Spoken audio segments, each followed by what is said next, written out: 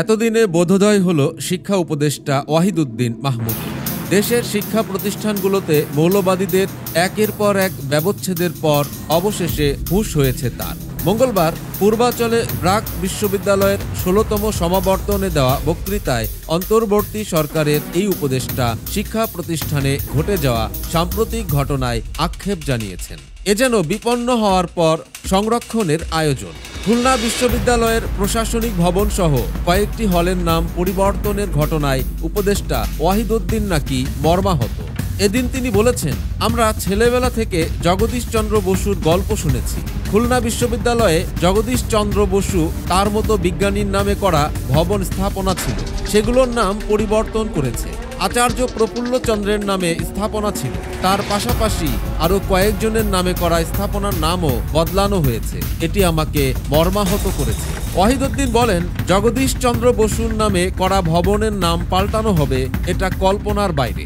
আমি আশা করব বিশ্ববিদ্যালয়ের কর্তৃপক্ষ ও শিক্ষার্থীরা মিলে এর প্রতিকার করবে। শিক্ষা প্রতিষ্ঠানে অস্থির পরিবেশ তৈরি হোক, তা আমরা চাই না। সম্প্রতি খুলনা বিশ্ববিদ্যালয়ের তথাকথিত এক সিন্ডিকেট সভায় বিশ্ববিদ্যালয়ের সৈয়দ নজরুল ইসলাম প্রশাসনিক ভবনের নাম পরিবর্তন করে বিশ্ববিদ্যালয়ের প্রথম উপাচার্য গোলাম রহমানের নামে করা হয়। জাতির জনক বঙ্গবন্ধু শেখ মুজিবুর রহমান হলের নাম বীর শ্রেষ্ঠ মোহাম্মদ রুহুল আমিন হল।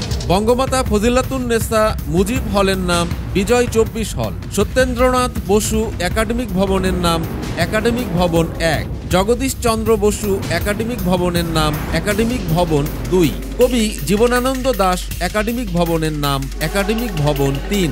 জয় বাংলা ভবনের নাম একাডেমিক ভবন ৪ করা হয়েছে। এছাড়া শহীদ তাজউদ্দিন আহমদ প্রশাসনিক ভবনের নাম প্রশাসনিক ভবন।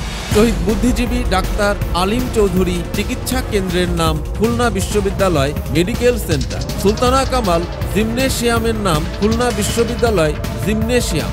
আচার্য প্রফুল্লচন্দ্র রায় কেন্দ্রীয় গবেষণাগারের নাম খুলনা বিশ্ববিদ্যালয় কেন্দ্রীয় গবেষণাগার করা হয়েছে। মৌলবাদীদের ইচ্ছার প্রতিফলন ঘটাতে জগৎশ্রেষ্ঠ বাঙালি মনীষী ও জাতীয় বীরদের নাম মুছে ফেলা হচ্ছে সব শিক্ষা প্রতিষ্ঠানে, যা কোনো সরকার পরিবর্তনের পর দেখা যায়নি। দায়িত্বপ্রাপ্ত মন্ত্রণালয়ের উপদেষ্টা হিসাবে একটা চুল ছিঁড়তে পারলেন না আপনি, এখন এসে হুঁশ হয়েছে আপনার।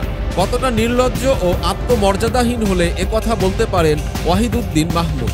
এতই যদি বোধোদয় হয়েছিল, তবে মেরুদণ্ড সোজা করে কেন ব্যবস্থা নেননি, কেন পদত্যাগ করেননি?